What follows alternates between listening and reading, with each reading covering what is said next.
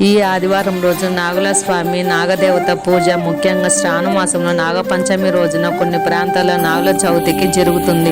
నాగుపాములను ఆదిశేషుడుగా పరమేశ్వరుని ఆభరణంగా భావించి పూజిస్తారు. ఈ రోజున నాగ ప్రతిమలకు పాలు పంచామృతాలలో అభిషేకం చేస్తారు. రావి చెట్టు ప్రదక్షిణల పుట్టలో పాలు పొయ్యడం ద్వారా సంతానం, ఆరోగ్యం, దోషాలు తొలగుతాయని భక్తుల నమ్మకం. నాగుల ప్రతిమకు పూజ చేయడం, పాలు పెరుగు నైవేద్యంగా పెట్టడం, నాగస్తోత్రం పఠించడం చేయాలి. నాగదోష నివారణ, సంతాన ప్రాప్తి, ఆర్థిక ఇబ్బందులు తొలగింపు కోసం ఈ వ్రతం ఆచరిస్తారు.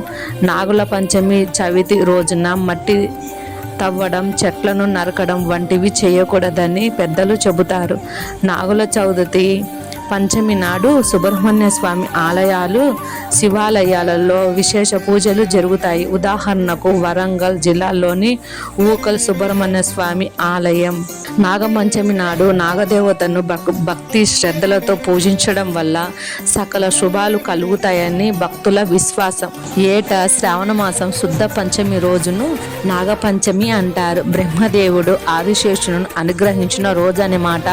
నాగుల చవితి మాదిరిగానే నాగపంచమి నాడు నాగదేవతను పూజించి పుట్టలో పాలు పోస్తారు. నాగపంచమి రోజున నాగదేవతను పూజించిన వారికి సంవత్సరం పొడుగున ఏ సమస్యలు లేకుండా అన్ని సవ్యంగా నెరవేరుతాయి. అంతా అనుకూలంగా ఉంటుంది. చలి, చీమ నుండి చతుర్ముఖ బ్రహ్మ వరకు, రాయి, రప్ప, చెట్టు, చేమ, వాగు, వరద, నీరు, నిప్పు అందరిలోనూ దైవత్వాన్ని దర్శించే విశిష్టమైన సంస్కృతి హిందువులది.